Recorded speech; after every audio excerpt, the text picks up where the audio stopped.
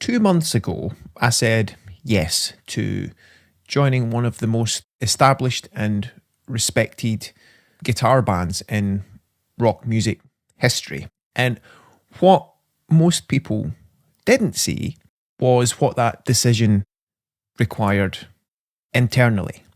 And the real work wasn't in learning the songs, it was remaining stable during the transition and throughout the process. Last year in November, December 2025, I was on tour in the UK and Ireland with original singer, guitarist, frontman of the original Stranglers, Hugh Cornwell, who I've worked with for well over 10 years. And towards the end of the tour, I got a message from Andy Powell of Wishbone Ash. And as some context, I've known Andy since 2021 after doing some shows with Wishbone Ash that year. First at the Music Legends Festival in Bilbao, Spain, when original or one-time Wishbone Ash drummer and mentor of mine, Mike Sturgis, couldn't do the show and recommended me. And I did a few other shows with the band that year in the UK when standing in for long-term Wishbone Ash drummer Joe Crabtree. So Andy messaged me recently mid-tour and said hello and congratulated me for currently being on tour and asked me what I was doing in January and February. So I arranged a call. We set up a call, and Andy mentioned that Mike Truscott, the current Wishbone Ash drummer at the time, had just made the decision to step back from touring, with the main reason being he wanted to spend more time with his family. And Andy asked if I'd like to join the band for their upcoming tour in January, February. And I said, I'd love to. And we were both thrilled. And then the learning curve began. And Andy said, great, the tour, it's called the Time Was Tour. And what we're going to do, as we normally do, is have a core of that based around the Argus album. So if you could learn the Argus album, we'll do that. And we'll also do our 17-minute version or so, version of Phoenix plus these. And Andy then sent me a list of what would be 14 other songs, most of which I'd never heard before nor played with the band. And then he said, okay, if you can learn that, then fly out to Germany. What will happen is we'll have a run through of everything the day before the first show. And then after that, start the tour. 28 shows. Sound good? I said, sure. And we ended the call. Then when I finished the Hugh Cornwell band tour a few days later, I had some business to do and a meeting to prepare for. And then it was Wishbone Ash mode straight away, with virtually no break in between tours and 3 weeks to learn the material. And learning the material involved a lot of study, using my usual method, which involves a lot of listening, making form charts and transcribing, and of course physical practice at the drums. And as some context, the way I like to perform and have been used to playing with Hugh Cornwell in recent years, it's to have everything memorized at the level of unconscious competence, where I can play everything I'm doing in a set without having to think about it and have it embodied and me showing up from full presence. And that's not just what I do musically, it's the way that I live life, with a free and clear mind as much as I can see to. I've done a lot of self-inquiry and come to a deeper realization of the nature of consciousness and peace of mind. And integrating all of that was at the back of my mind as the aim for learning the Wishbone material. That is, not being caught up in thought, but showing up clear for the music. So in the 3 weeks that I had, I went about my learning and practice process, and the sheer amount of musical information I was consuming and assimilating from original versions of the music, cross-referenced with live versions, with changes to the arrangements, and discerning between the approach of the different drummers that I've played with the band over the years and more. Quite frankly, at times that it was exhausting and quite a load on the system, which is normal when assimilating so much material. And to add to that, I'd only recently recovered to full functionality behind the kit after an anomaly of a back injury that had happened a few months prior. And at that time, I was just grateful to have made it through the tour I was doing with Hugh Cornwell without re-injury. So each day as I would practice the Wishbone material, the body's natural trauma response and fear of re-injury, it was still there, and often the thought of, I hope I make it through this session without my back going. But I saw what was happening there, and getting quiet in the process of that, clarity prevailed over panic every single time. Okay, so there was a lot of psychological and physical stress involved. Again, normal in the circumstances, even though I live most of the time beyond that illusion of self-created stress, which I'll cover more a bit later. And the balance of that, to internalize a set of material, there's no way around that. You simply have to do the reps. The work, it's not going to do itself. So to give an idea of what was involved rep-wise, I played each of the 22 song pool about a minimum of 5 times at the kit, and I tallied 146 playthroughs from the song pool. And it wasn't about heroics, but more about getting a feel for the music to the point of not having to think about it. So essentially, I did as much work as I could see to do on the music before the tour. And I did take a few days off as my nervous system was still assimilating. And there was one day that I only had the strength to refill my water bottle. And there were a few sleepless nights due to the psychological load of the mind processing and integrating the material. And I'll be honest here as well, in that physically and psychologically, it stretched me more than anything else I'd done musically at that point. And there was pressure, which I saw was self-created, but I noticed how quickly the mind wanted to go into story and make meaning out of all that. But what got me through that quite gracefully, actually, is my understanding of how the mind works and the deep resilience of our true nature, which is always okay and can never be damaged. After doing all the practice I could, I did a final equipment check to make sure all my kit was in order, and before I knew it, that had been collected, and the next day I was due to fly to Germany for our one rehearsal before the tour began. And at that point, even though I'd practiced all that I could see to do, I wasn't at the same amount of familiarity with the material as I was, say, playing with Hugh Cornwell, where the material there is all second nature, really. But I had to accept that was where I was, and that there would be a lot of learning as we went along.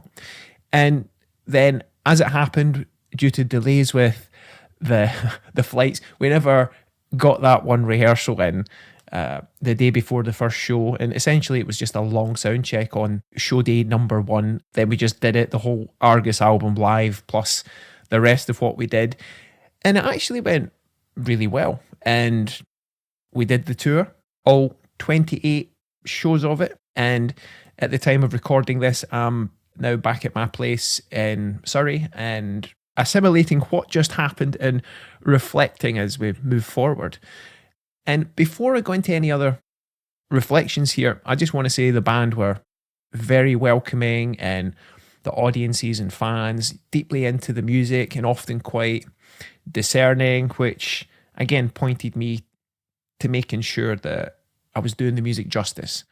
And also, it was a real thrill playing some great venues in Europe that some of my favourite musicians play and have played. And a fun example of how that showed up, there was one night I was speaking with the guys about Deep Purple and Made in Japan and drummer Ian Pace. And then the next day in Aschaffenburg at the venue, Ian Pace, he was on the poster, one of the posters due to play there in a few weeks with his band, which was pretty cool. And it's interesting and a moment of reflection when the luminaries that we are inspired by when we're learning a craft then become peers working in the same circles. And I'm very grateful for that.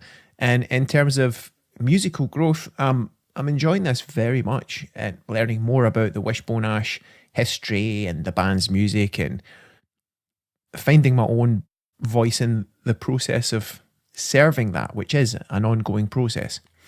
Now, zooming up a level or two beyond this just being a tour diary, I want to explore the process of the past few months and distill some of what I've learned into some key takeaways. And the first is about learning curves. Something that I learned from one of my favourite teachers, the great psychologist George Pransky, is that we're all on a learning curve in life. Always. And there's always more we can learn and see about a given subject, circumstance, or experience. And as much as we want to learn something quickly, we have to allow the grace and timing of life to do its thing. And we can't rush that. And what's occurring to me is that in optimizing learning, we have to do our part in providing the correct inputs, the material to learn and make sense of, and we have to do the reps required to get a feel for it. Yet it's not up to us how long that all takes to assimilate. And the assimilation of that and the insights that we get and the realizations, that's on life's clock, which is in part humbling, but also hopeful in that the insights and assimilation are inevitable as long as we do the work. And at the core of this process, what comes up for me is learning and actually living in that experience of having a free and clear mind, which means not being preoccupied with the noise and the static, but wide open to the present, which is the space that we are at our most freest and clearest to be our best in the moment. And it's where we listen clearest, where we're most relaxed and have the most mental bandwidth available to us, which is pretty key. And as the tour that we just did unfolded, I remained grounded in awareness of that, our true nature at core, and trusted life's timing for it to all assimilate, and day by day, night by night, and show by show, it did. And in addition to that, the learning curve that I'd set of making the music feel as natural as possible and not having to use charts, by the end of the tour, I was there, but it didn't happen instantly. It was a gradual evolution. So patience is required in learning, okay? And the learning, it continued on the road, like part of the way in the tour, and they asked me to chart a few other songs because some of the Polish fans have got some songs of the Wishbone catalogue that they love. That was Persephone and Lady J. And Andy was like, do you think you could have a look at those as well? And I was like, okay, I can do that. And so as we went along, I had more new musical information to absorb and assimilate, which for me meant a lot of late night charting and nights off in hotel rooms. And that was all part of it. And at the shows, the learning curve continued there. me getting used to the band getting used to me after having done like 400 shows with the previous drummer, Mike. And then there was also Andy giving me a lot of musical direction. Like, I know that Joe played that bit that way and you can do that, which is great, but could you approach it like this? And there was me being able to take that on board, lock in that musical change there and then, and do it consistently and never missed twice. So there was a musical challenge and a shift, but it was fun. And a key determinant, as I see it, of how fun something really is again, it's how free and clear our mind is in the moment.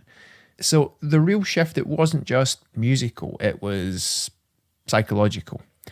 And reflecting on what it's like to step into an established legacy band, which is something that people have asked me, as I've said, it's a whole world to explore, learning a new repertoire of music, getting to know the people and the fans, as well as being asked to sign autographs every night and everything else that comes with it.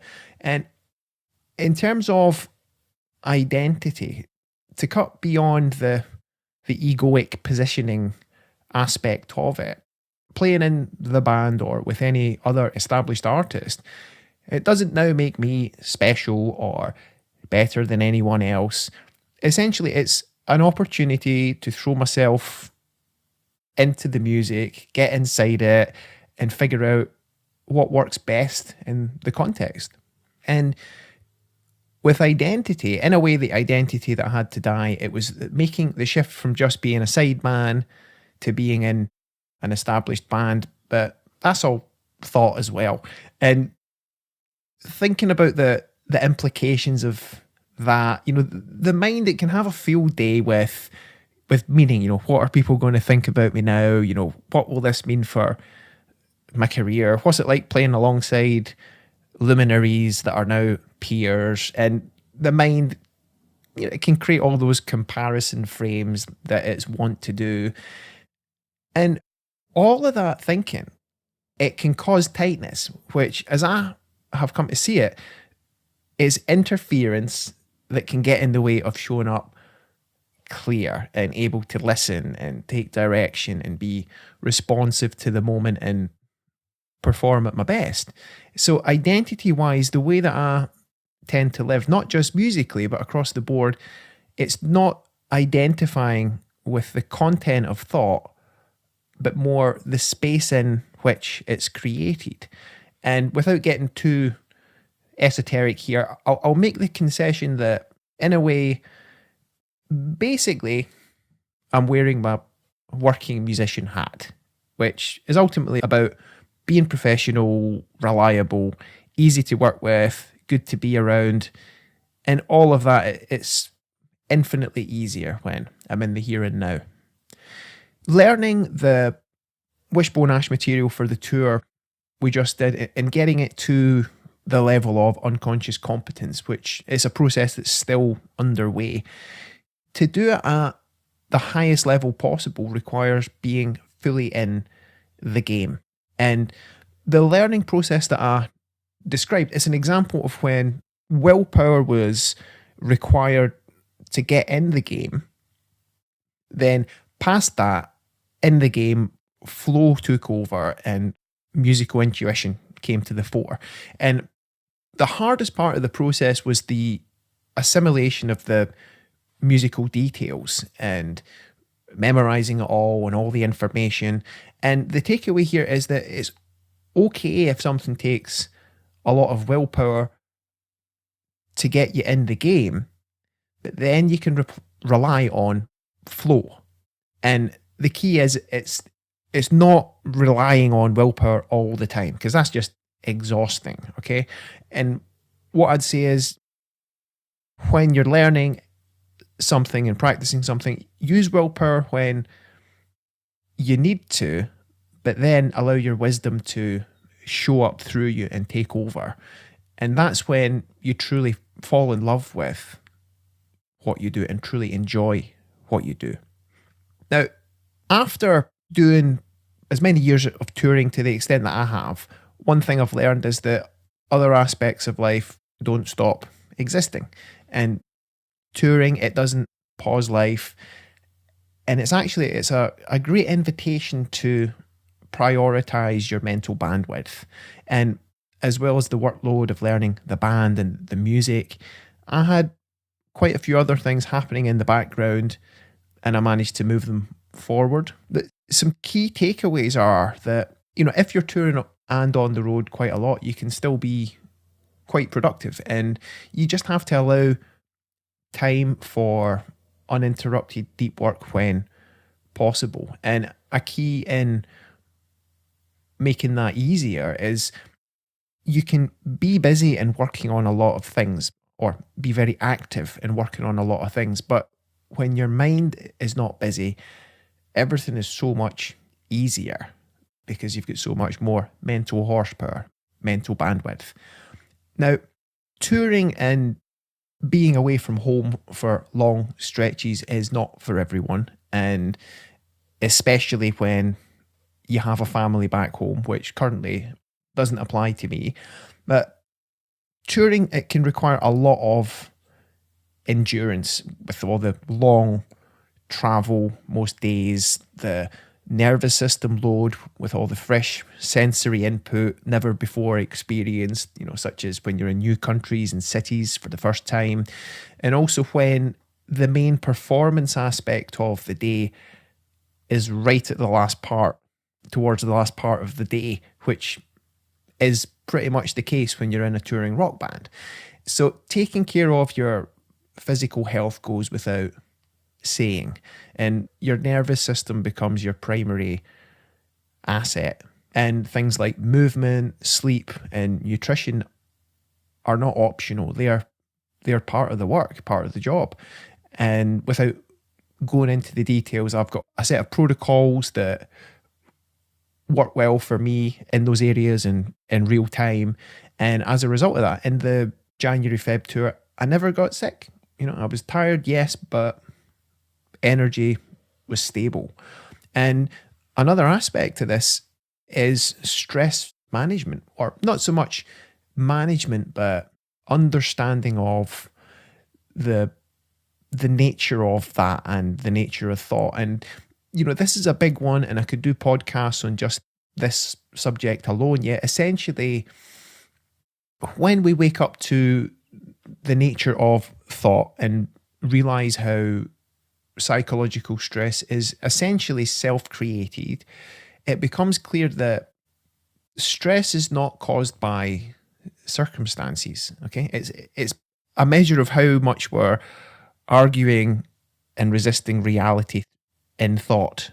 Okay, and when we see that, then stress can actually be seen as a friendly and helpful signal, indicating how we're using this and indicating that if we're feeling stressed, our head's not clear, and it can serve, again, as a very friendly, helpful invitation to let go of much of the unhelpful thinking we're currently doing, and then as a result, live with much more clarity of mind as our default setting, which it actually is. And also relating to stress, a realization of what the core of our mental health really is by far the realization that I'm most grateful for in life.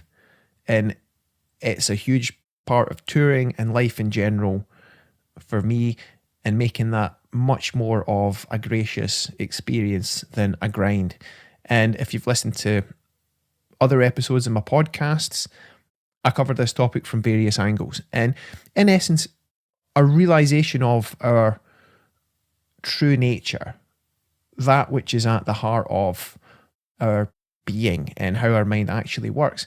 It's the number one unlock that I've found for clarity, happiness, performing at your best, and having inner freedom.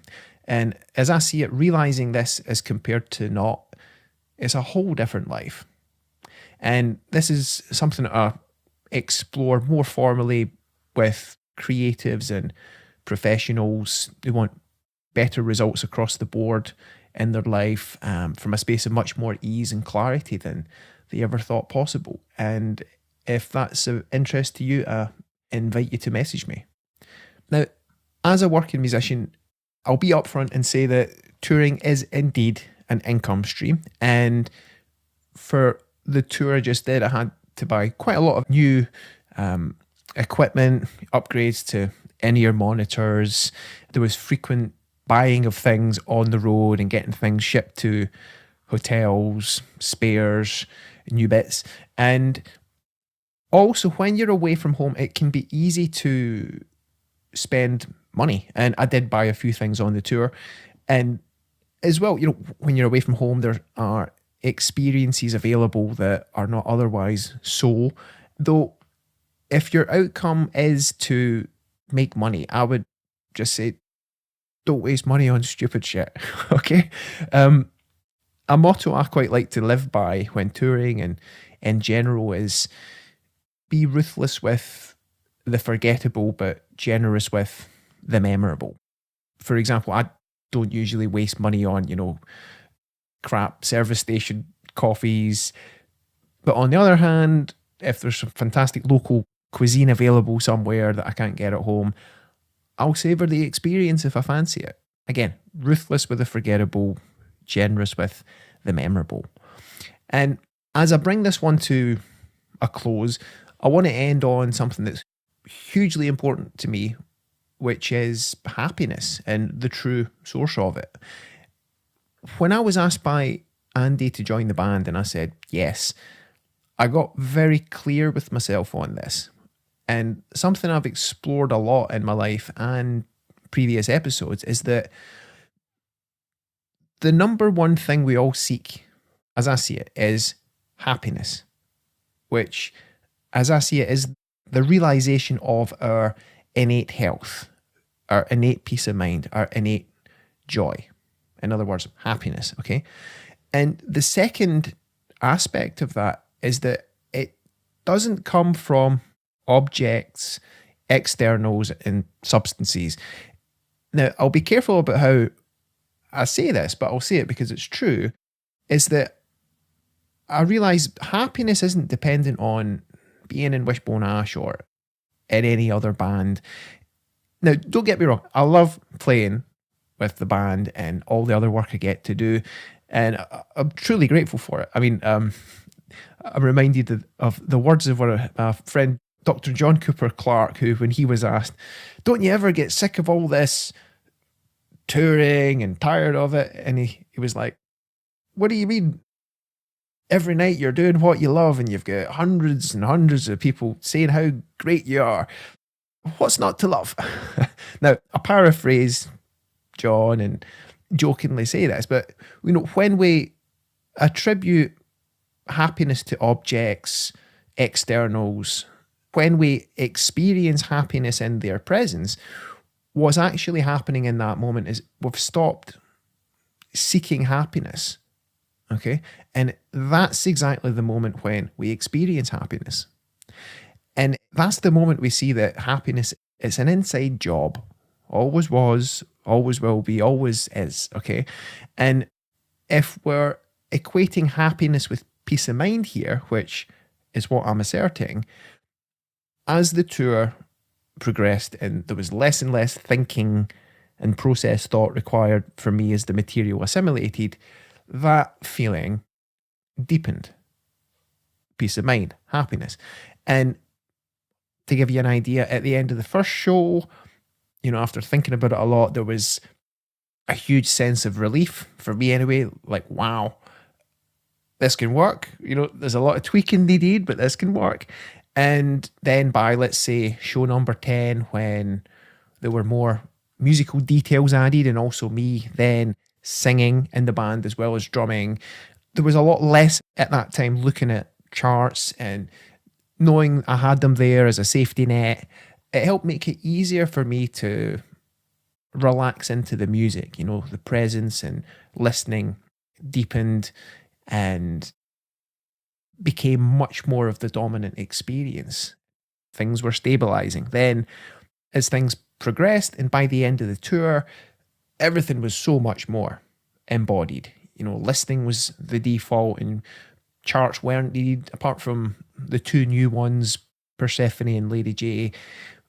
It's hard to quantify the learning process in this way, but what I saw clearly was that the more in the game I was with the music, i.e., the less I was in my head, it was the being in the game time where the feel and that deep integration happened, okay? And that's when we naturally get better at what we do, when we just keep showing up and actually being in the game, not in our thinking. And it's always in the space within where that happens, on stage and off.